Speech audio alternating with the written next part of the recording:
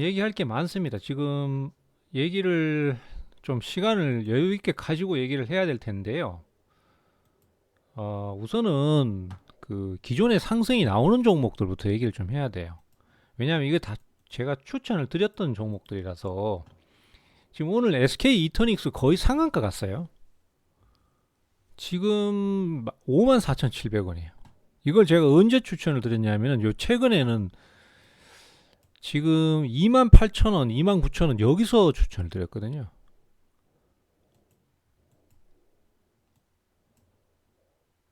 이거 화면이 28,000원 이때 추천을 드렸는데 이때가 지금 요 타이밍이었어요.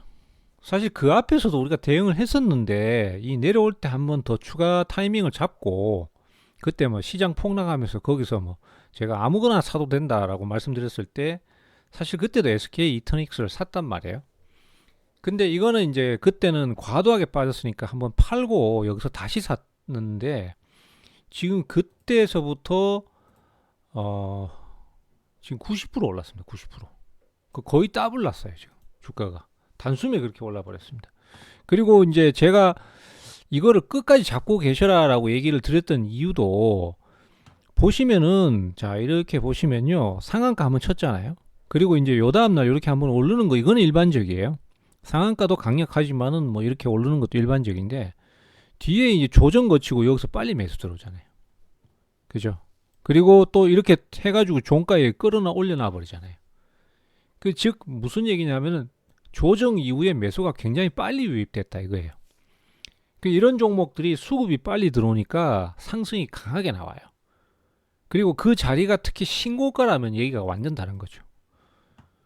그래서 지금 SK 이터닉스는 여기 신고가를 가는 건데 자 그러면은 이 종목이 왜 이렇게까지 강하게 올라가느냐 그거에 대해서 이제 좀 우리가 알 필요가 있습니다.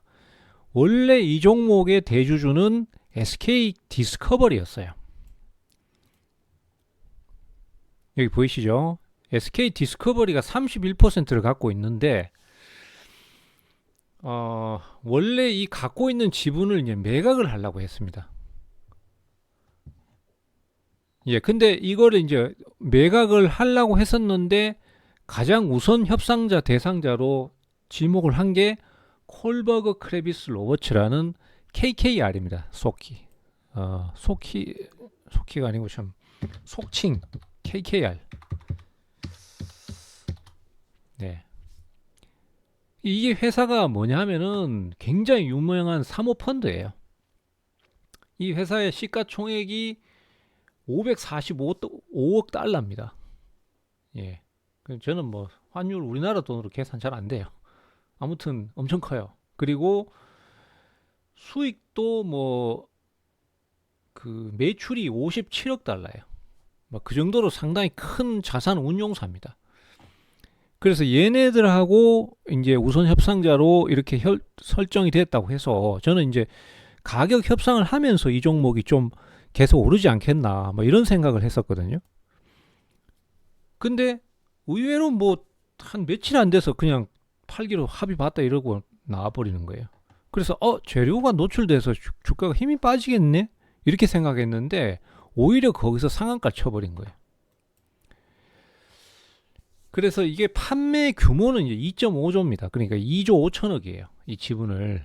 그래서 지금 SK 이터닉스 어, 시가총액이 이제 1조 8천억이거든요. 근데 2.5조 원이라는 거는 이제 SK 이터닉스 지분만 파는 게 아니고 SK 이노베이션, SK 에코플랜트 등의 그런 것들을 같이 이제 다 패키지 형태로 그렇게 매각을 한 겁니다. 그래서 결론은 무슨 얘기냐 하면은 SK 그룹하고 그 다음에 이 콜버그 크레비스 로버츠. 제가 이 이름이 생각이 안 나서 방송에서 했는데 방송국 가서 했는데 아무튼 이름이 어려워요. 그냥 아무튼 KKR인데 이 회사하고 시너지 효과를 내겠다라는 게 지금 SK 그룹의 그 목표예요. 그래서 콜버그 크레이츠 로버츠도 이제 이 SK 이터닉스를 인수해 가지고 거기서 이제 AI 전력망을 구축하고 데이터 센터를 구축하는데 거기에 돈을 지금 그 투자를 하겠다 이렇게 방향을 잡은 거고, 그 다음에 SK그룹도 KKR하고 협상해가지고 손잡고 난 다음에 나중에 이제 더 큰 도약을 하겠다 이런 시너지 효과가 기대가 되기 때문에, 그래서 결국은 이 주가가 그렇게 크게 오르는 겁니다.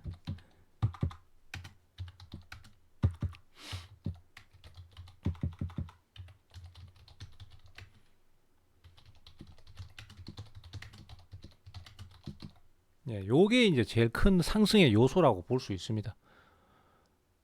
그래서 이거에 대한 기대감이 크다 보니까 지금 뭐 특히 기관들 이런 쪽에서 굉장히 강력하게 매수가 들어오는 거죠. 그래서 이게 종목이 오늘 지수가 그렇게 빠지는데도 하락을 하는데도 불구하고 주가가 급등을 해버린 거예요. 그리고 실적도 지금 SK 이터닉스가 지금 예상이 되는 게 2024년도에 지금 3,322억, 영업이익 376억인데 2025년도에는 영업이익이 530억이에요.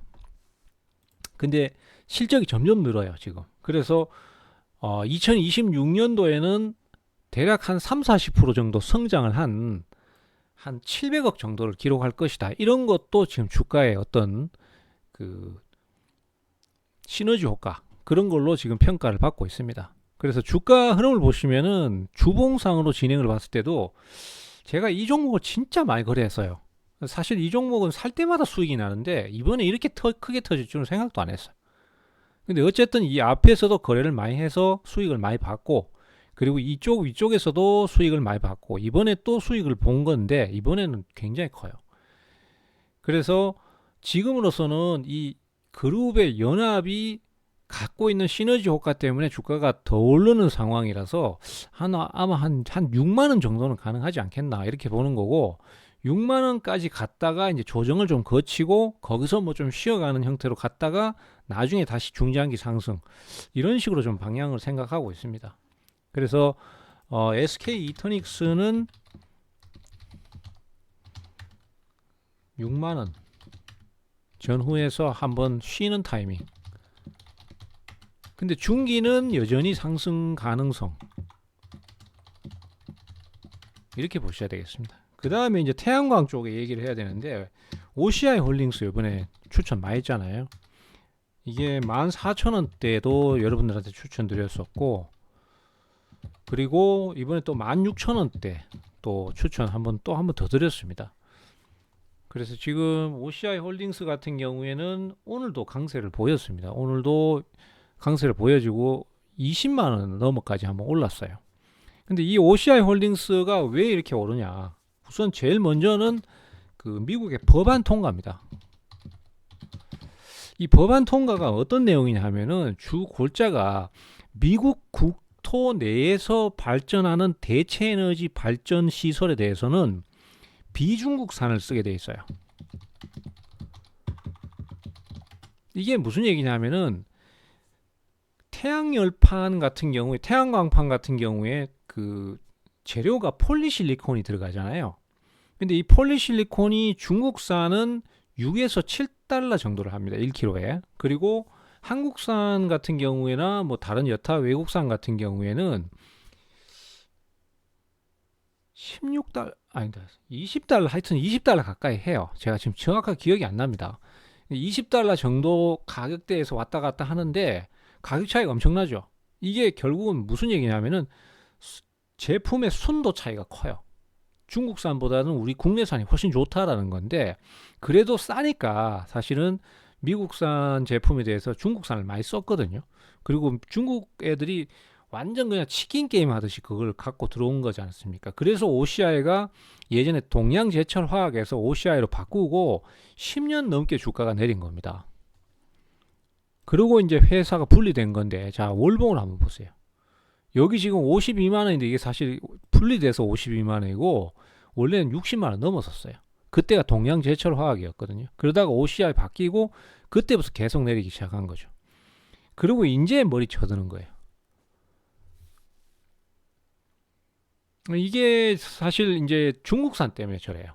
중국산들이 막 저가로 밀고 들어오니까 거기서 막 기업들이 고사를 한 거예요. 근데 요번에 법안이 비중국산을 사용해야만 한다라는 법안이 통과가 됐어요. 그래서 그러면은 뭐 한국산 아니고 다른 나라 것도 어떤 거든 중국산만 아니면 쓰면 되는데 한국산이 대부분이거든. 그 대부분이 OCI거든요. 그래서 이게 그렇게 팀을 받는 거예요. 그러면 저걸 사용하면은 미국의 AMPC라고 이 세금 공제 법안이 있단 말이에요. 이게 매출로 잡히거든.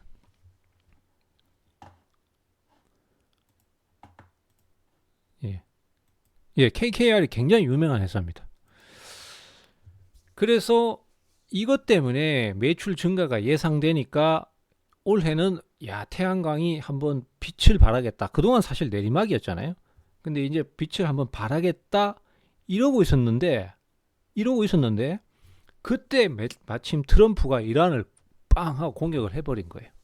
그러면서 유가가 폭등해버리고 호르무즈 해안이 막혀버린 거예요.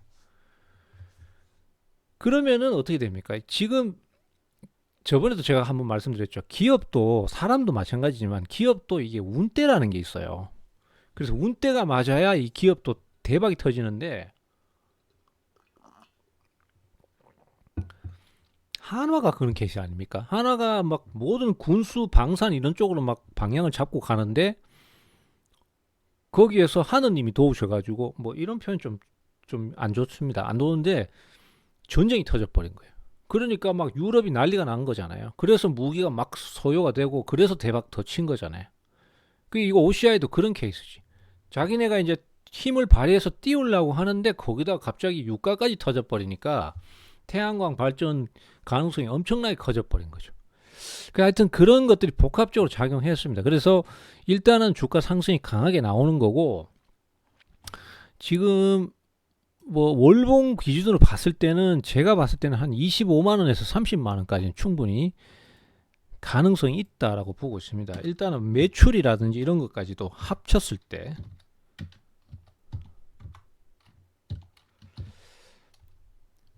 예, 그래서 OCI 홀딩스도 그 정도 높게 보는 거고요. 요번에 새롭게 뜨는 신성이 이제 이 저번에 제가 풍력 쪽도 한번 노리셔야 된다라고 얘기 드렸던 게 그렇게 말씀드리고 탑픽으로 말씀드렸던 게 CS 윈드잖아요. CS 윈드도 오늘 신고가를 쳤어요. 요것도 지금 현재로서는 굉장히 흐름이 강한데 이 종목도 역시 돈을 벌 수 있는 요소가 많이 생겼습니다.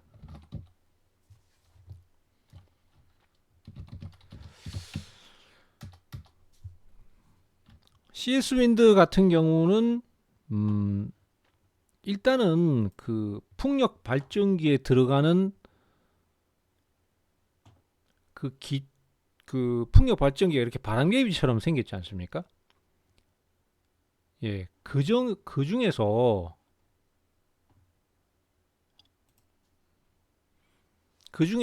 이 기둥 부분을 담당하는 상부 구조물 있지 않습니까? 이거를 CS 윈드가 생산을 주로 하는데 세계 시장 점유율 1위예요. 그래서 세계 각국의 유명 풍력 발전 회사인 베스타스, 그다음에 뭐 GE, 지멘스 뭐 이런 회사들이 전부 다 CS 윈드의 주요 고객입니다. 그리고 이제 그 상태에서 덴마크의 2023년입니다. 23년에 덴마크의 블라트, 예, 블라트인지 하여튼 이름이 정확하지가 않아요. 아무튼 이 회사를 인수했어요. 이 회사를 인수해가지고 이 회사가 뭐 하는 회사냐면은 해상풍력 발전의 그 하부 구조물 있죠. 그걸 만드는 거예요. 해상풍력의 하부 구조물은 굉장히 기술력이 뛰어나야 됩니다. 안 그러면은 바닷물 속에다가 만드는 거니까 이게 그리고 또 압력을 엄청나게 받잖아요. 그러니까 이게 그냥 단순히 공구리 치고 철근 넣고 이래가지고 되는 게 아니에요. 네, 그래서 뭐 거기에 막 땅 속으로 파일을 받고 뭐 어쩌고 해가지고 그렇게 해서 만드는 거예요. 그러니까 기술 장벽이 굉장히 높은데 요걸 인수를 해버렸단 말이죠. 그러면 결론적으로 올해 유럽하고 미국이 고유가 때문에 당연히 정책적으로 풍력이나 아니면 태양광 같은 거를 더 권장하고 장려하기 위해서 각종 혜택이나 세제 혜택이나 정책 자금이나 이런 걸 막 지원을 할 거란 말이에요. 그럼 당연히 이 설치나 그 다음에 유지 보수 비용이 늘어날 테고, 그거를 갖다가 이 CS 윈드가 올해는 좀 재미를 많이 볼 거다, 이렇게 예상을 하고 있었는데, 이 기업도 역시 마찬가지로 유가라는 변수가 뻥 터져버린 겁니다. 분위기를 딱 타고 가려고 하는데 거기다가 유가까지 확 급등해 버리니까 지금으로서는 소위 말해서 호랑이가 날개를 달아버린 그런 케이스죠. 그래서 이 종목도 오늘 신고가를 또 친 거고요. 현재로서는 올해 매출 예상은 3조 원 정도를 예상하고 있습니다. 근데 이 기업 같은 경우에 지금 보시면은, 제가 오늘 이거는 VIP 방에서 다 말씀드렸던 내용인데 또 한 번 더 얘기하게 되네요. 2022년에 1조 3천억이고, 그 다음에 2023년에 1조 5천억, 그리고 2024년에 3조 원이 나왔거든요. 그리고 이제 거기서부터 다시 내리막을 타기 시작한 건데, 주가 흐름을 보시면은 2022년부터 2023년에 주가가 이렇게 급하게 올라서 2배를 뜁니다. 그럼 2024년에 매출이 3조 원 나왔는데 그 선반영이 벌써 여기서부터 된 거예요. 그리고 그게 기대감이 어디서부터 있었냐면은 여기 2020년, 2021년 코로나 때, 그때 주가가 얼마를 갔냐면은 9만 원에서 10만 원을 간 거죠. 그럼 지금 3조 원을 바라보는 상황에서 선반영이 된다 그러면은 지금도 당연히 주가가 9만 원에서 10만 원을 한번 노려볼 만하다라는 거죠. 그러면 지금 당장 사면 9만 원 갑니까? 이거는 아니에요. 조정도 좀 거치고 뭐 왔다리 갔다리 하겠죠. 그렇지만은 현재 상황으로 봤을 때는 충분히 9만 원에서 10만 원 정도는 도달할 수 있는 메리트가 있다, 이렇게 봐야 될 것 같습니다. 근데 이 세 종목의 공통점이 뭐냐 하면은 다 고유가를 틈탄 대체에너지 관련주예요. 물론 뭐 SK 이터닉스 같은 경우는 ESS가 꼭 대체에너지, 그러니까 풍력하고 그 다음에 태양광에만 사용되는 게 아니라 AI 데이터 센터에도 사용이 되고, KKR 그룹 같은 경우에는 그 AI 데이터 센터 전력망 때문에 산 것 같아요, 제 느낌에는. 그렇지만은 어쨌든 그렇게 보셔야 될 것 같아요. 그래서 이건 다 공통적으로 올 한 해 화두가 대체 에너지, 친환경 에너지. 근데 친환경이고 나발이고 지금 그게 중요한 게 아니라 일단은 기름값이 엄청나게 비싸져 버렸기 때문에, 그래서 지금 저거를 사용하게 되는 거고, 기름값은 제가 봤을 때는 금방 안 내려옵니다. 지금 전쟁의 어떤 진행 상황이나 이런 걸 봤을 때 최악의 선택은 트럼프가 지상군을 상륙시키는 거예요. 이란은 그걸 바라고 있어요. 이란은 지금 미사일로만 먼 거리에서 때리지 말고 니들이 직접 와, 우리하고 한번 붙어, 이러는 거거든요. 근데 이란은 그걸 제일 바라고 있어요. 왜냐하면은 그렇게 해서 군인들이 사망하고 막 그런 어떤 피비린내 나는 싸움이 나잖아요. 그러면 제일 문제가 미국 내에서의 종전 운동, 그 다음에 반전 운동, 이런 게 막 떠올라 버리고, 그게 결국은 트럼프의 정치 생명에 가장 큰 걸림돌이 될 수밖에 없으니까. 그리고 제일 두려워하는 게 중간 선거 결과, 이런 것들이 참패로 끝났을 때는 트럼프는 정치적인 파워를 잃게 되는 거죠. 그럼 조기 레임덕이 올 수 있고, 심지어는 뭐 우리나라처럼 탄핵을 한번 시도하는 상황도 나올 수 있습니다. 이걸 제가 왜 얘기를 드냐면은 지금 미사일로만 돈을 소모하고 있는 이 전쟁에서도 종전 의견이 70에서 80%가 미국인들이 이 전쟁 왜 시작했냐, 뭘 얻으려고 시작했냐, 이런 식으로 평가를 하고 있다고 하지 않았습니까? 그러니까 그게 상당히 지금 문제가 커요. 그래서 트럼프는 지금 이러지도 못하고 저러지도 못하는 상황이에요. 지금 사실 그렇습니다. 전에도 말씀드렸지만은 미국의 트럼프의 주요 지지층은 마가입니다. 이 마가는 대체적으로 텍사스에 원유를 생산하고 총기협회 이 사람들이 전부 다 주요 지지층이에요. 그래서 사실은 지금 원유가가 막 오르는 거에 대해서 그쪽 주요 지지층은 약간은 웃음을 보이고 있습니다. 하지만은 만약에 실전에 들어가서 전투 인원들이 진짜 들어가서 지상군이 들어가면은 이거는 완전히 얘기가 다른 거예요. 그래서 그거는 상당히 좀 복잡해지는 문제가 있다. 그리고 뭐 일각에서는 이건 뭐 정치 얘기라서 제가 좀 얘기가 길게 가는 건 좀 그런데 이스라엘이 앱스타인 파일을 가지고 트럼프를 협박했다는 얘기가 있어요. 안 그러면 이게 설명이 안 되거든. 트럼프가 굳이 왜 이란을 굳이 뭐 협상한다고 질질 끌어도 될 건데 왜 갑자기 협상하다가 갑자기 미사일을 날려버렸냐 이거지. 그러면 결국은 얘기가 앱스타인 파일 때문인가 아닌가. 이스라엘 모사드가 그걸 갖고 있기 때문에 그런 게 아닌가 이런 생각이 드는 거죠. 뭐 제 합리적인 의심인데 뭐 다들 그런 얘기 하더라고요. 자, 얘기가 좀 딴 데로 갔는데 하여튼 그래서 일단은 지금 SK 이터닉스나 OCI 홀딩스, CS 윈드 같은 태양광, 그 다음에 풍력, 그리고 ESS 쪽은 당분간은 강세인데 SK 이터닉스는 너무 많이 오른 감이 좀 있다. 그래서 6만원까지만 전후로 보고 한번 거기서 쉬는 타이밍 가질 것 같고 OCI 홀딩스는 25만원, 그리고 CS 윈드는 9에서 10만원 정도 이렇게 보고 있고, 유일하게 지금 빠진 게 뭐냐면은 원자력입니다. 원자력은 아직 움직임이 크게 안 나왔어요. 그 전에 추천드린 건 다 수익이 났는데 최근에 추천드린 거는 안 올랐어요. 근데 이건 좀 기다려 봅시다. 우리가 뭐 그 종목에 대해서 문제가 있다는 것도 아니고 하니까.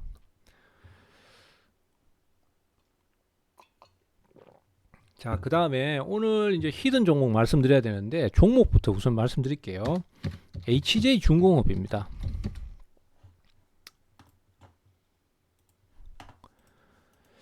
HJ중공업 같은 경우는 지금 8월달, 작년 8월달서부터 주가가 엄청나게 많이 올랐어요. 특히 그때 너무 연속으로 막 계속 올라가니까 감당이 안 되더만. 8,000원에 있던 놈이 그때 우리도 잘 했어요. 잘해서 먹었는데 저렇게 많이 올 줄은 몰랐지.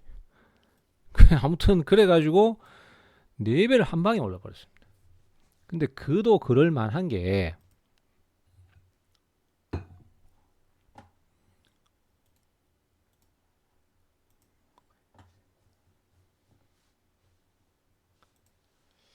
HJ중공업 같은 경우에는 원래는 사실 이 기업이 적자 기업이었습니다. 그런데 완전히 드라마틱한 변화를 보여준 거죠. 그래서 지금 보시면은요, 여기 하단에 요 현재가 상황을 보시면은 매출은 2024년도에 1조 8천억이었는데 영업이익이 73억이었어요. 그리고 2025년 3분기에 영업이익이 166억이었습니다. 근데 최종적으로 4분기까지 다 집계를 해가지고 계산을 해보니까 얼마가 나왔냐면은, 자, 이거 한번 보십시오. 여기 보시면은 매출은 2조 원 정도 돼요. 근데 영업이익이 670억이에요. 670억이면은 670에 166억을 빼면은 거의 한 500억 정도, 500억 좀 더 넘게를 4분기에 수익을 다 낸 거예요.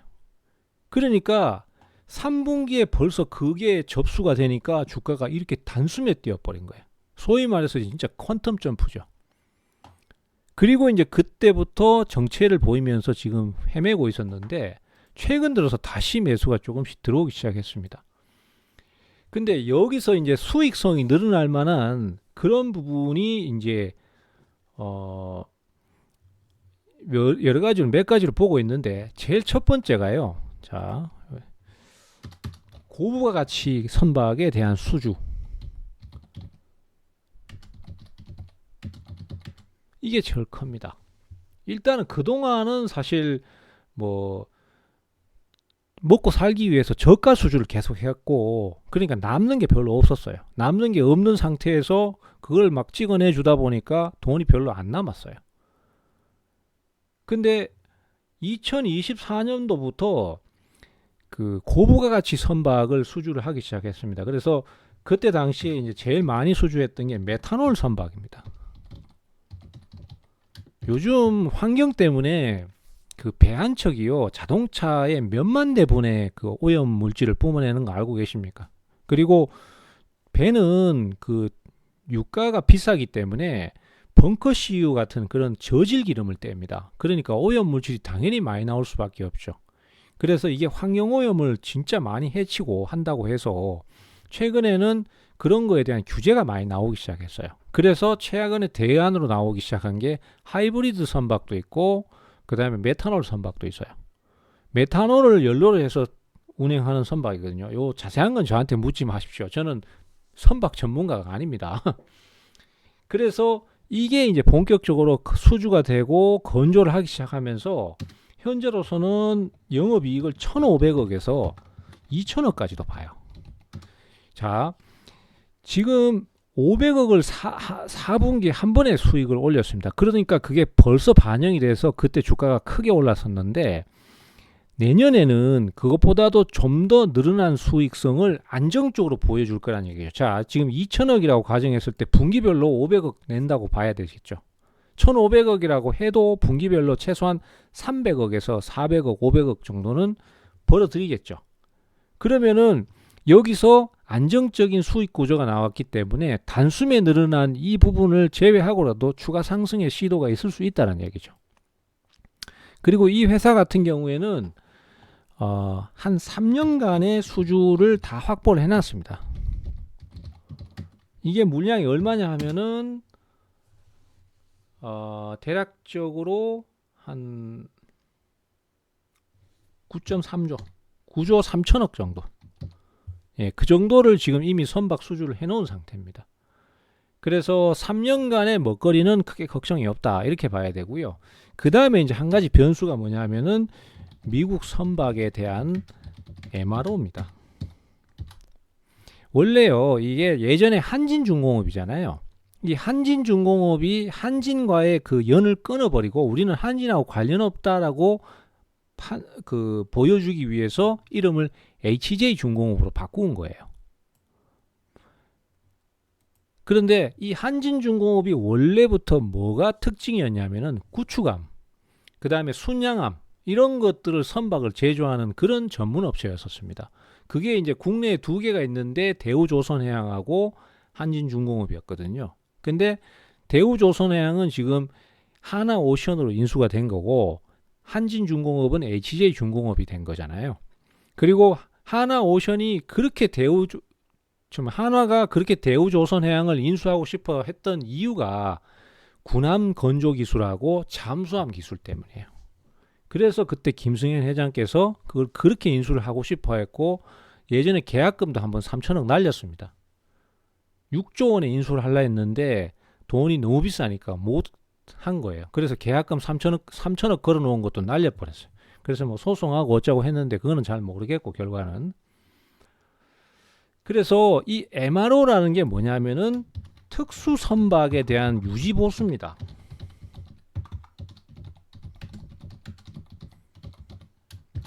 말이 특수 선박이지 이게 결국 군함이에요, 군함. 그러면은 이 군함이 지금 미국에는 군함이 뛰어난 군함이 많은데 사용 연한이 굉장히 오래됐거든요. 그래서 그걸 갖다가 다시 보수를 하고 수리를 하고 재개장을 해가지고 새로 띄워야 되는데 그걸 해줄 만한 그 시설이 안 되는 거죠. 그런 상태에서 한국하고 이제 군함에 대한 MRO 계약을 맺었는데 그래서 한화가 처음에 그걸 했었잖아요. 근데 갑자기 지금 전쟁이 또 나버렸어요. 그래서 내구 연한이 다 된 군함을 막 갖다 돌린단 말이에요. 그러면 어떻게 되겠습니까? 내구 연한이 더 빨리 돌아오겠죠. 그러면 이거는 결국 무슨 얘기냐면은 전쟁으로 인한 일거리가 늘어난다는 거예요. 그럼 결론적으로 무슨 얘기냐면은 2천억 영업이익을 최대치로 본다 하더라도 여기에다가 플러스 알파가 들어간다는 거죠. 그래서 이 회사에 대해서 좀 높게 보는 겁니다. 그래서 일단은 이런 요소가 있고요. 그 다음에 조선업 자체가 저는 그렇게 보고 있습니다.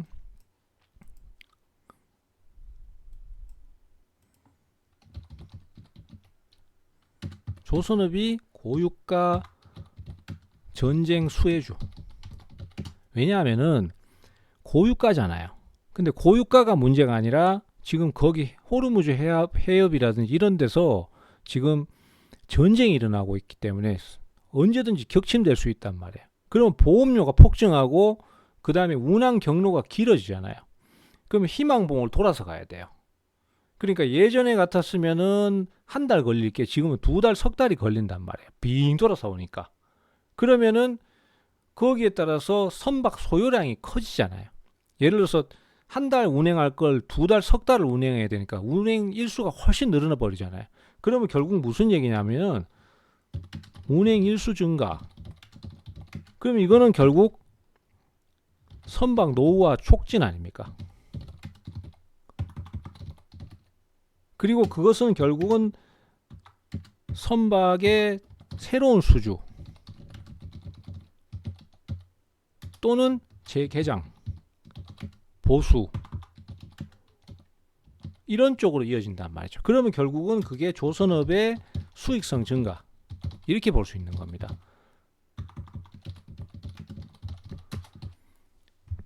요게 골자예요. 저는 그렇게 보고 있어요.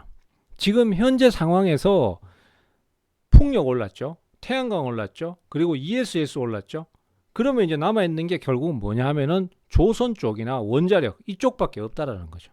그래서 조선 쪽을 노리셔야 되는데 그 중에 탄력 제일 빨랐던 게 HJ 중공업이니까 이쪽을 최우선 픽으로 본다 이렇게 볼 수 있는 겁니다. 그래서 HJ 중공업을 노리는데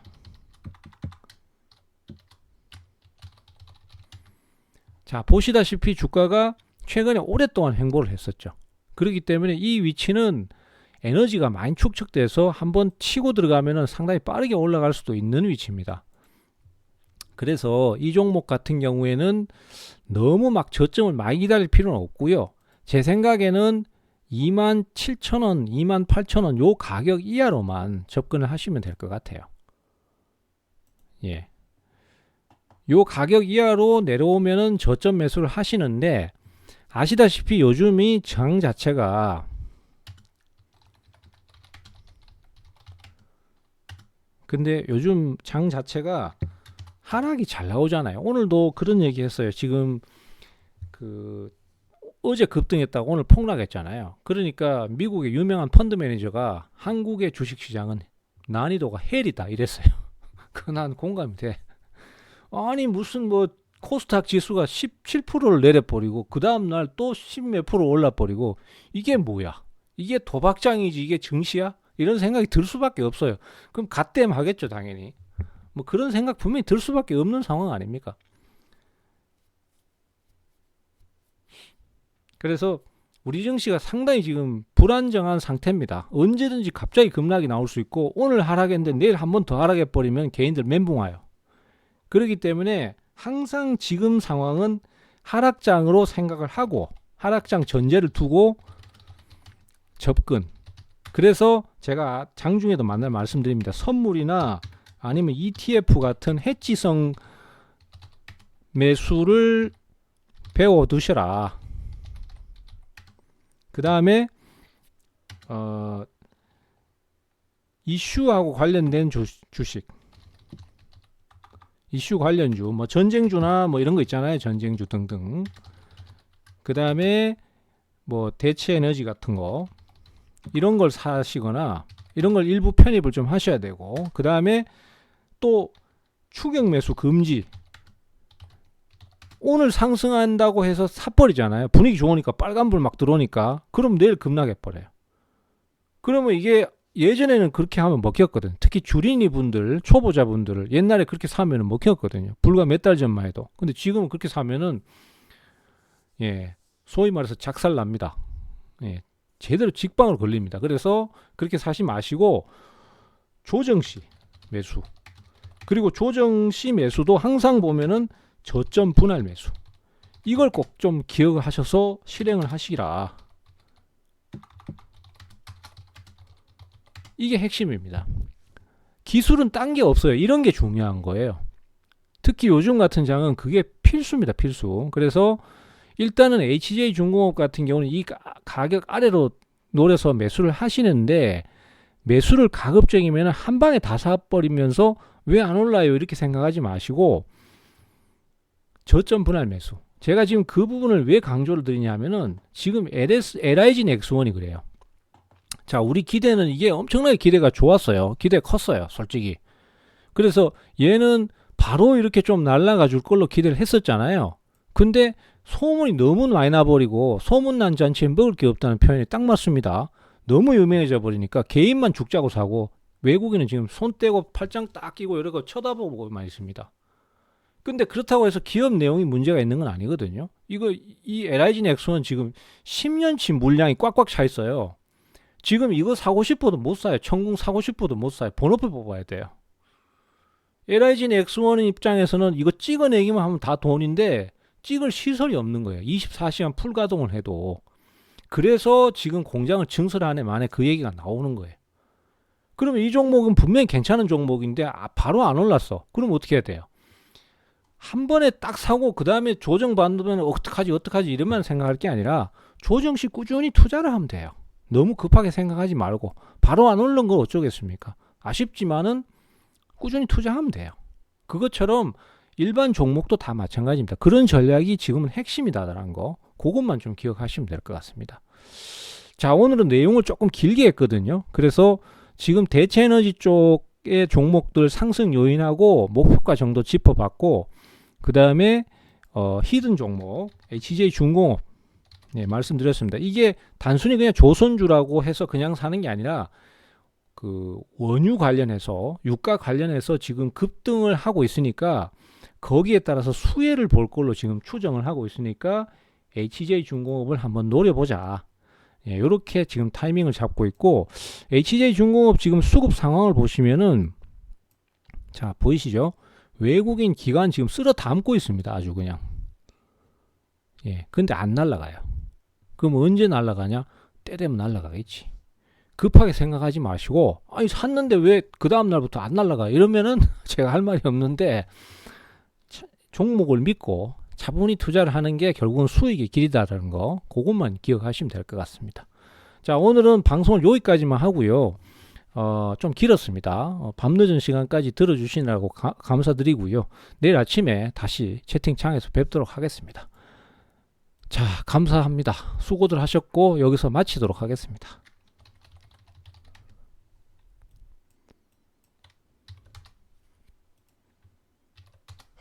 자, 감사합니다. 자, 짝짝짝짝.